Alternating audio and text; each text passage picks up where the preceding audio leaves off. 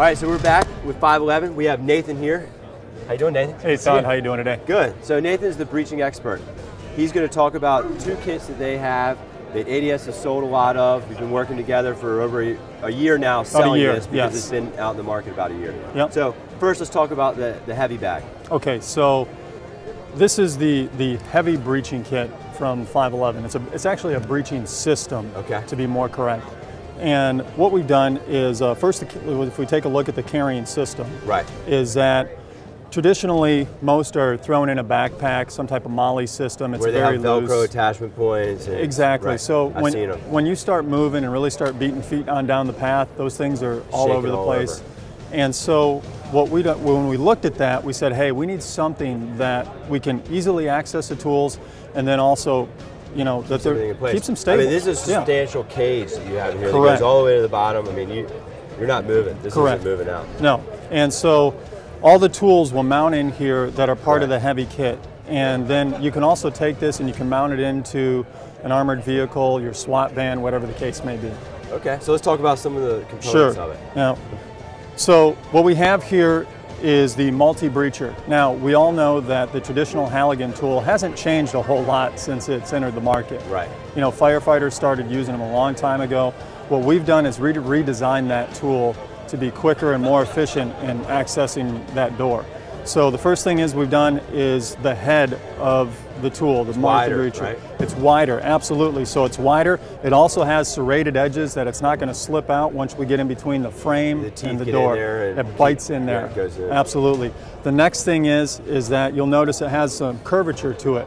So we no longer attack and try to pry that door just from the frame over onto the hinge side. We actually get behind the door. So now talk about the design so it protects your hands. And gets your hands off so the door. You'll notice, so not only does it offer protection here so we don't pin our hands to the door during the breach, but also that we can angle the tool, work the tool in there very easily.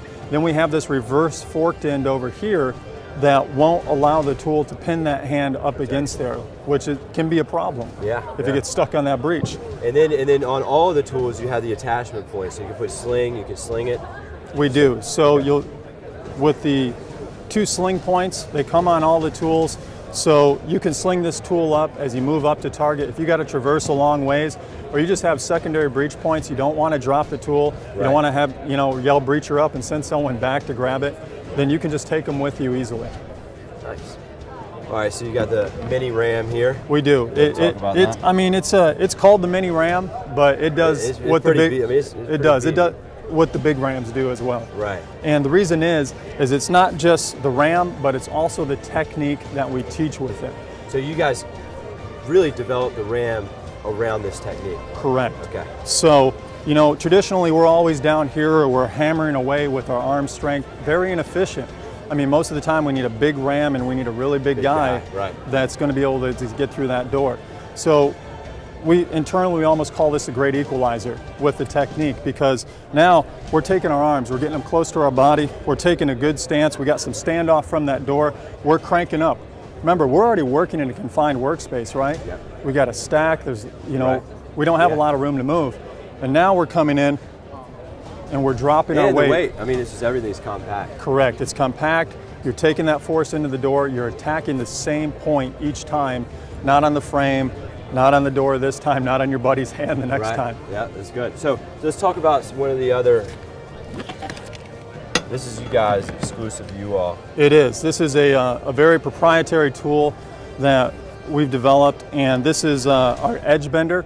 Now, you know those security plates that they have on the door? They're there so you can't get in. So you can't get in, exactly. Always a problem. So what we've done is we've come up with this clamping system, very robust, that we can get underneath that security plate. We'll apply some back pressure with a forked end of our multi-pry here, get underneath there, clamp it down, and then move that plate out of the way. You'll also notice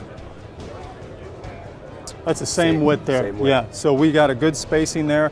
Now, the other thing that you can use this for is we've had explosive breachers take this, attach it to the door, tether off, below the door, and be able to pull that right out of the way. So it becomes a handle. Correct.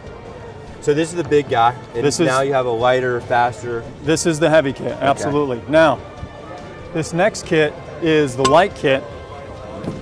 However, if you could just have one kit, if the big kit doesn't fit your mission profile, maybe you have to traverse a long ways or something, or weight is an issue. Right.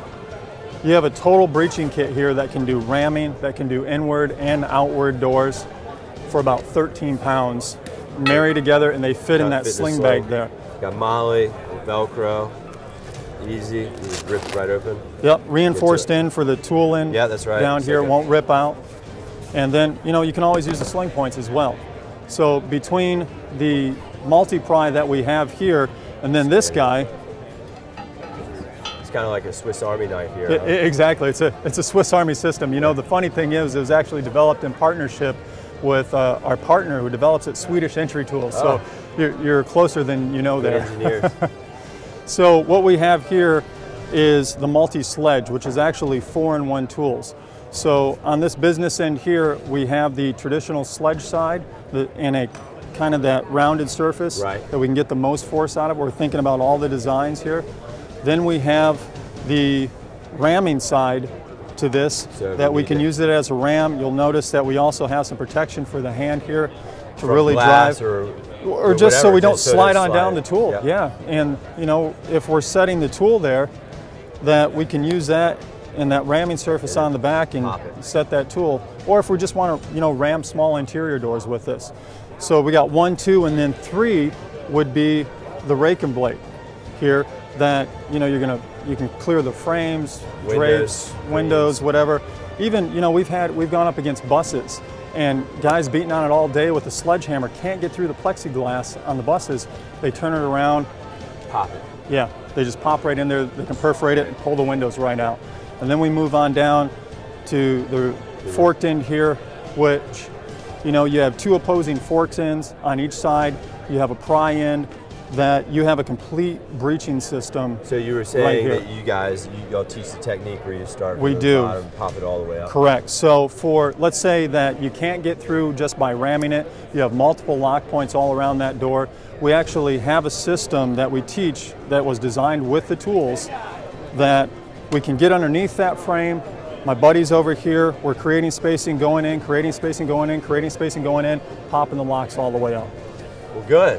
Well, we appreciate you coming by. I mean, you got some very interesting stuff here, and it's been successful. So if you need some more information, please stop by the ADS/511, and got all the information on there.